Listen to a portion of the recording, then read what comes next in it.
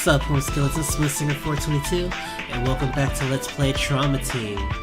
Last time we left off with the help of What Equal Binks 217. I helped put together the skull that was pretty much in pieces, and it took forever, but thanks to her I was finally able to get it done because the rage was real.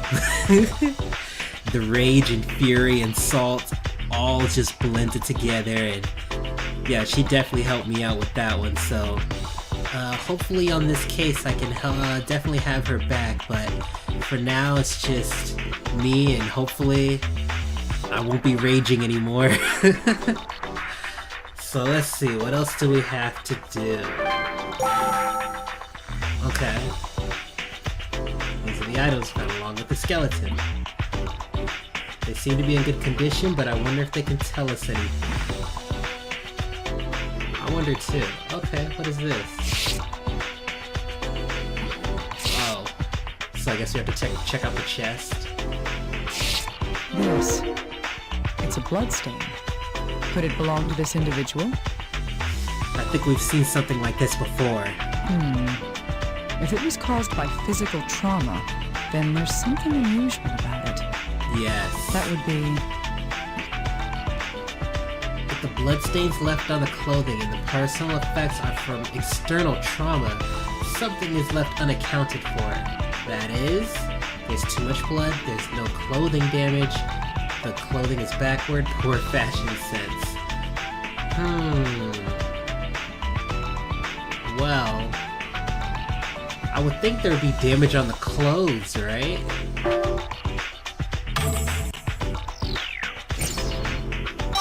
If there's that much blood, there'd have to be a huge gash, meaning there'd have to be or hole or something, right? And that would be on the clothing if it was external. Yes. There's no damage to the clothing. Right. Either there's a reason why, or this blood didn't come from this person. Okay. Interesting. Anything else?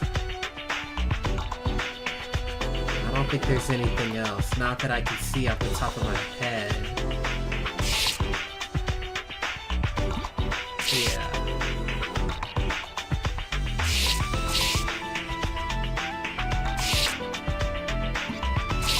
But why is it on the cuffs? That I don't understand.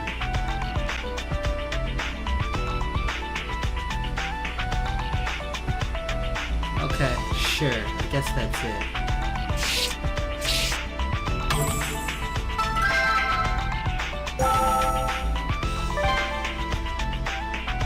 Okay, it's impossible to find that missing piece.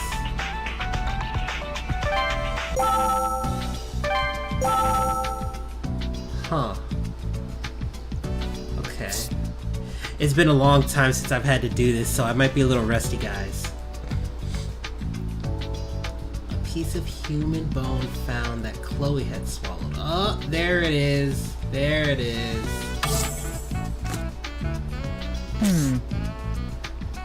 The missing area of skull is the section from the mental tubercle to the angle. Okay, I don't know what that means, but it sounds cool. Chloe had swallowed pieces of human bone. Don't tell me. Alright, let's see what we got. Oh, here we go. Yes. And I didn't even rage that time, guys. Finally. If I can grab it. Yes, there we go. So it was like I'd thought. After Chloe swallowed the bone fragments, the mysterious foci appeared in her body. There's something in this bone, some kind of pathogen. There it is. The card diseased bone has been obtained. Okay, Chloe's digestive tract was severely weakened. The The bone fragment had begun to adhere to the digestive tissue. That would mean that Chloe swallowed the fragment about a week before. Okay. Oh, Dr. Kimishima, that man came by a moment ago. Oh, Cunningham? That man? Who are you talking about? He doesn't want to call him by his name? The, friendly guy. Uh-huh. He said something about having finished reconstructing the body. Ah, you mean Gabe.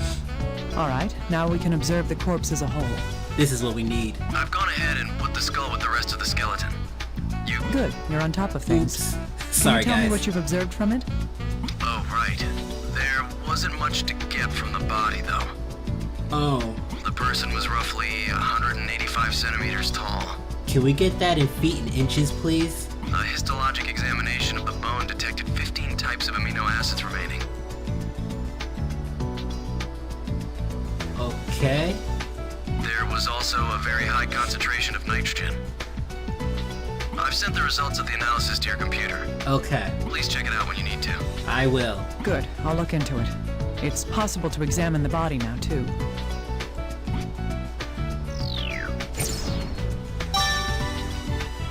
Cool. Bone nitrogen concentration has been obtained. Let's see what this says. 15 types of amino acids were detected. There was a high concentration of nitrogen as well. Did the blood in these stains really come from whoever this person is? I need to analyze that in detail. Here you go. Little guy, I need you to analyze something. Of course. Is this a bloodstain? No. Right. I need you to check the skeleton's DNA and see if that blood came from the same person. No problem. Give me a moment. Do you have the results yet, little guy? Well, you just gave it to him. How is he... Hey, don't rush me, please. The results just came in. It seems that the DNA matches. The blood's from the same person. Oh. Huh, I see. If that's the case, what kind of hemorrhaging is it? This reminds me of something from before. If this hemorrhaging wasn't caused by physical trauma, then... Bloodstained clothing has become matching DNA. Okay. These bloodstains came from the body, but what would have caused this hemorrhaging? You're not gonna be able to... Hey, little guy, could you Oh, analyze wow, something okay, for me? cool, again. I just took a guess on that one. Sure. Haven't I already analyzed this for you, Dr. Kimishima? Yeah, you have, and I didn't think you'd be able to do it again, but okay, apparently. Yes, but I want to know more details. True. Like what? We know now that the bloodstain comes from the same person as these bones, but there was no obvious damage to the deceased's clothing. Can you investigate in detail into what kind of hemorrhaging would have caused that bloodstain? I see. All right. Can you give me some time for that, please? No. Of course. I'll be counting on you. Okay, he is looking into that. Can you look into this? Nope. The bone fragment that formed foci, I said foci, in Chloe's body was part of the skull. I need to be careful. I need this bone analyzed, little guy. Be careful with it. There's a danger of infection. Oh, can you warn me a little sooner next time? Give me a moment, please. Let's see here. Well, did you find anything? No, I've checked it out, but there's nothing especially unusual about it. Is that so? That's odd. What's so odd about that? This is the bone that Chloe swallowed. When she did, the same black focus that the patients in the quarantine zone had showed up inside her body. Right. According to what Gabe said, the serviceman who had been investigating this bone... Man. According to Gabriel's diagnosis, the researcher at USAM RID that was investigating the bones... Oh, let me see. Had dilated cardiomyopathy, had hemorrhagic fever, was contaminated by radiation. Wormers? That sounds about right. Oh no. That was careless. Oh, come on. Okay, not wormers. Oh boy. Dilated cardiomyopathy? It's one of these two.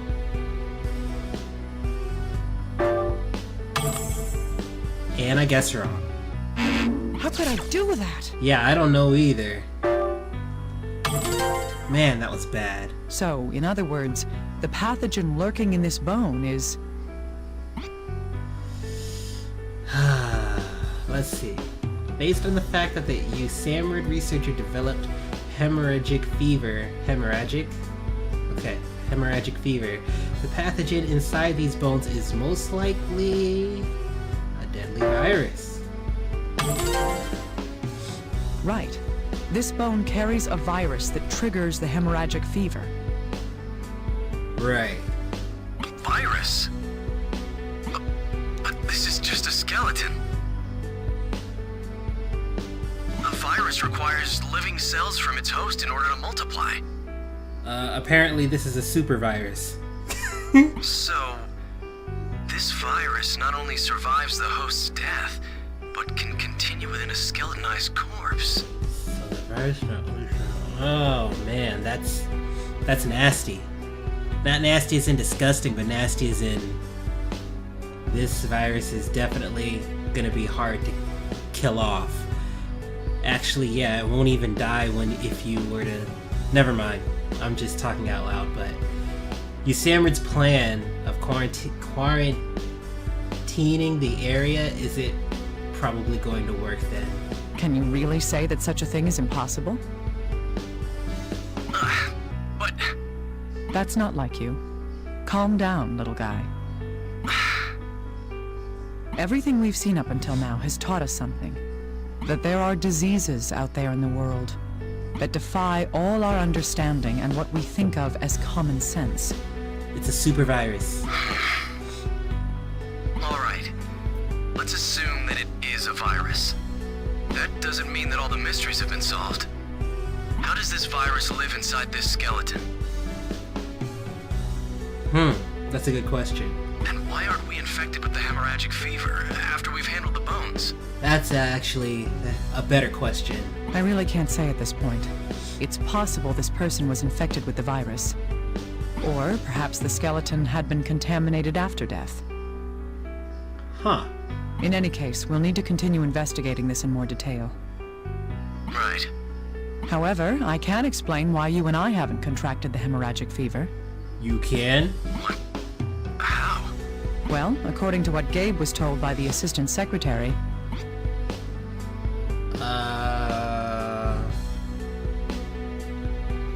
The information concerning possible infection routes that Gabriel was given...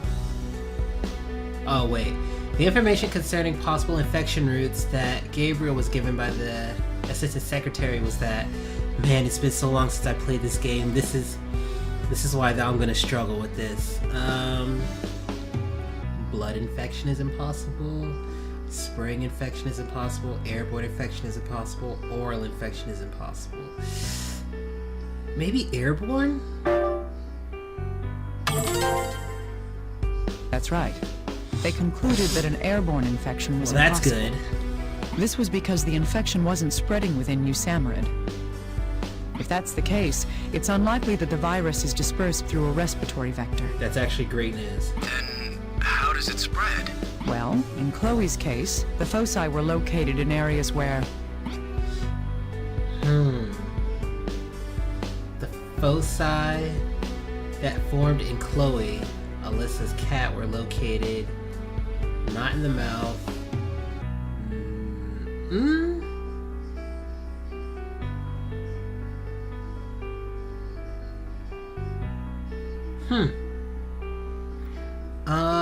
Was it in the bone fragments? Under the bone fragments, right? Yeah. Indeed. The black foci only existed in areas that the bone fragments were in contact with. So if you touch it, you're screwed, right? Taking that into consideration, this virus's route of infection is...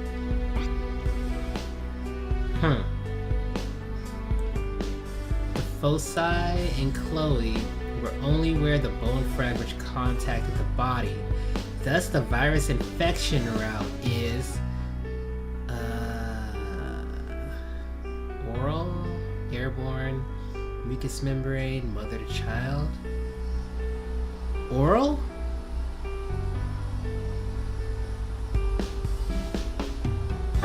Is it oral? Or mucous membrane? Dang it. That was careless. Oh boy.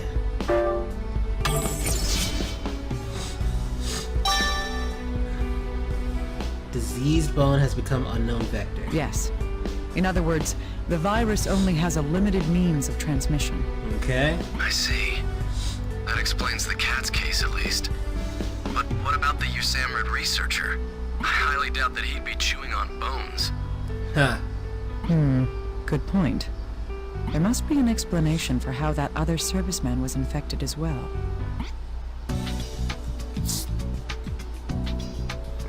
Even if the bone had a virus, it spreads through mucous membranes. How did it manage to infect someone?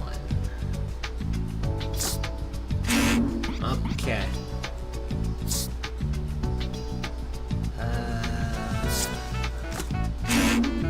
Alright, that's it then for now. Right?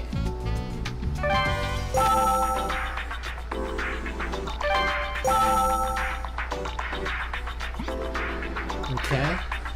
What is that? That's not something? Okay. Then what is this? What is this damage to the joint?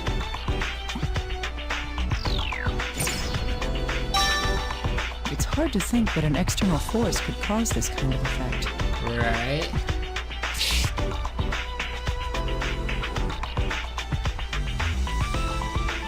So this isn't something.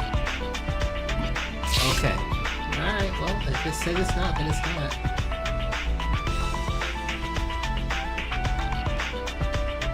What is this? What's this? These scratches on the bone look like an area that's been shaved off.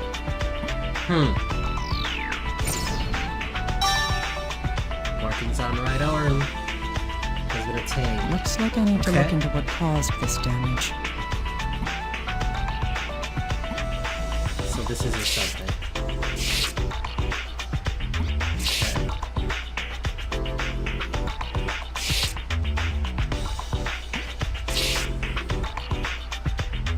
That might be it for that.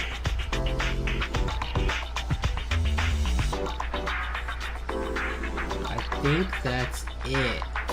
Oh wait, hold up. No, never mind. What is this? Yes. The femur is completely broken. But why?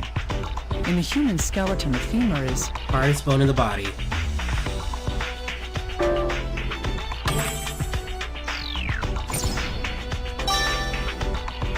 Okay. Yes. It was the same in the case when that girl Veronica was thrown off the bridge. Exactly. But the femur is the strongest among all the bones in the human body. Right? What could have broken this so easily? Great question. Is that it?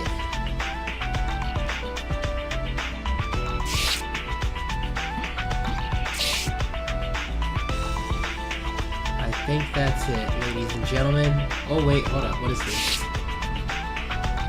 Okay, never mind. I think that's it, ladies and gentlemen.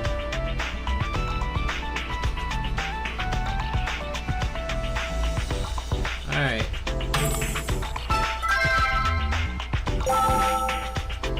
We already did the clothes.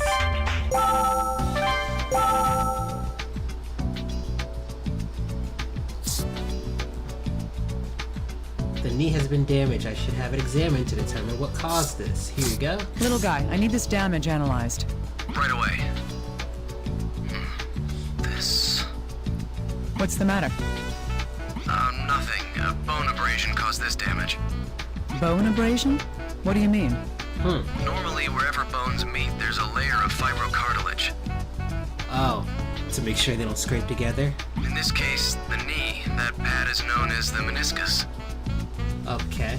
That prevents damage like this from occurring in most people's bodies. The signs of wear I see here are consistent with the bones grinding together. Right. So these abrasions here were apparently caused by... Scratches on the bones in the knee were caused by... The meniscus was gone.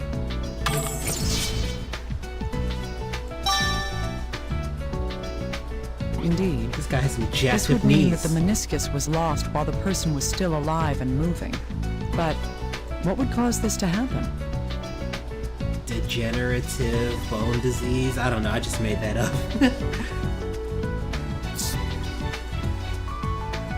The meniscus acts as a cushion for bone friction. This person was lacking that protection. Okay. There are some strange markings on the bone from that right arm. I need to find out what they are. Hey, little guy, can you analyze this marking here? Yes, of course. Let's see. How does it look? Can you learn anything from it? Yes, first of all, the damage was done recently. Okay. There's no discoloration on the bone tissue in the area that had been damaged. Oh. Okay. I see. Does this mean that whatever happened here occurred after the person died? Okay. That's right. I don't think it could have happened any other way. After they died? From looking at the damaged area, it seems the bone had been shaved away using a tool, like a router. What? A router? The only reason I would expect that to happen would be... Yeah, I was thinking the same thing actually. The reason why a section of the bone researched at USAMRIID had been shaved off was because they wanted to obtain a sample from it, right?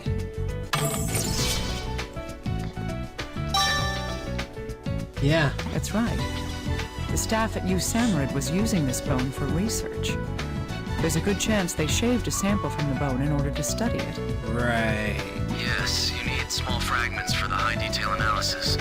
That's likely what happened to this bone. Wait a second. What's wrong? The researcher at USAMRIID was infected while he was studying this bone. Okay. Using a router on the bone would cause particles of pulverized bone to be ejected in the air. Correct. If the researcher came down with the disease after performing that procedure, then... Uh-oh.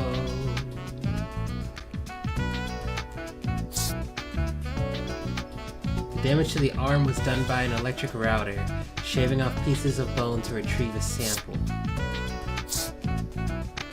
The femur was shattered.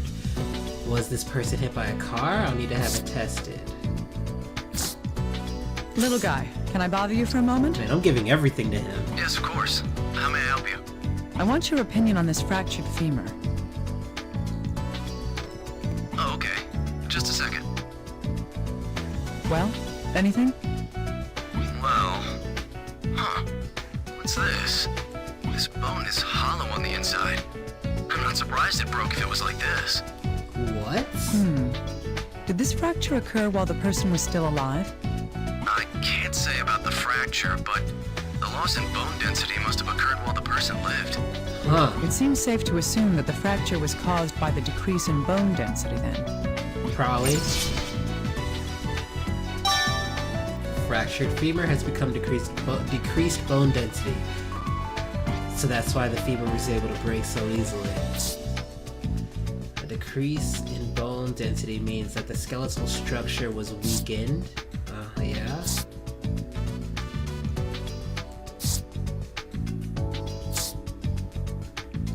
Could the skeletal structure have been weakened so much that this thin layer of cartilage was gone? This may be related to something. Yes, it may. Abnormal decrease in bone density with the lack of cartilage. Right? What we can deduce from these two events is... They're related. Yes. Because of the abnormal decrease in bone density and loss of fibrocartilage, it can be deduced that this person was suffering from abnormal blood tissue, muscular atrophy, abnormal brain activity, weakened skeletal system. The card weakened skeleton has been obtained. Yes. Both these conditions indicate a weakening of the skeletal system. I wonder why. Furthermore, I believe that both these processes happened while the person was still alive. If these conditions allow us to infer anything, it would be that this person was severely debilitated by the time of death. Yes. But how did that happen, though?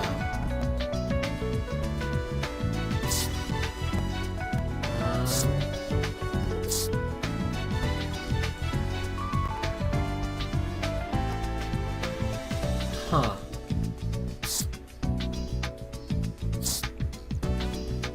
Oh. If the infection spreads through contact with the mucous membranes, then the bone got into the body somehow. How could that happen? Yes. Oh no. That's right. Now we're starting to see how the serviceman at New Samrid was infected as well. The virus rests within that skeleton. Yes. The root of infection is... What is the infection route used by the pathogen kept within the skeleton? Air, mucous membranes, blood, psychic power. Yes. It's when it comes in contact with a mucous membrane. Reaching a mucous membrane within the mouth or body causes the virus to infect that person. Okay. But there's no way that a researcher would lick or swallow a bone. Duh. However, the USAMRID staff did collect a bone sample for their research. In order to obtain that sample, the researcher... In order to obtain a bone sample from the skeleton, the USAMRID researcher shaved the bone, washed the bone, broke the bone, dissolved the bone. Right. He used a router to shave away a portion of the bone. Mm-hmm. This is likely what caused the researcher to be infected. The reason for this is... If shaving part of the bone away caused the researcher to be infected, it was because he cut his hand on the bone, touched the bone, then his mouth. That doesn't... Okay. Inhaled the bone powder, got too close to the bone. Think he inhaled it. Alright, I'm starting to get into the groove now. Now that they stopped asking me questions about what happened before. Yes. Shaving bone with a router causes particles of bone dust to fly out into the air. Right. It's likely that the researcher inhaled some of that powder while he was working. Right. The powder then carried the infection and made contact with the mucous membranes. That is my hypothesis to explain the infection of the USAMRID researcher.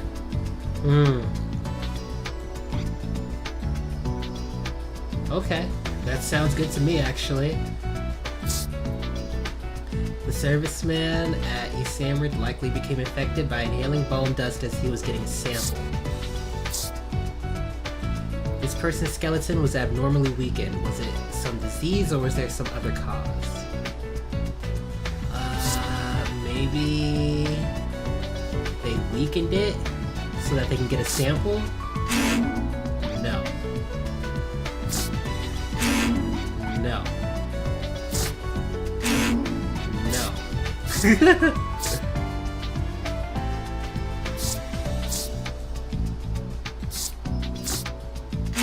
Okay, I think that's it. Sorry, y'all. I didn't mean to be so random, but I want to make sure. Is that it?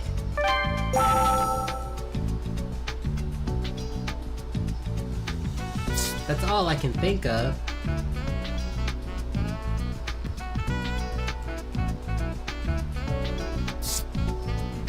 Am I missing something? Alright, well, in any case, even if I am missing something, we did figure quite a lot out. And I think I'm gonna end the episode here, so as always, I really appreciate you guys watching. I hope y'all have a great day/night, and adios, home skillets.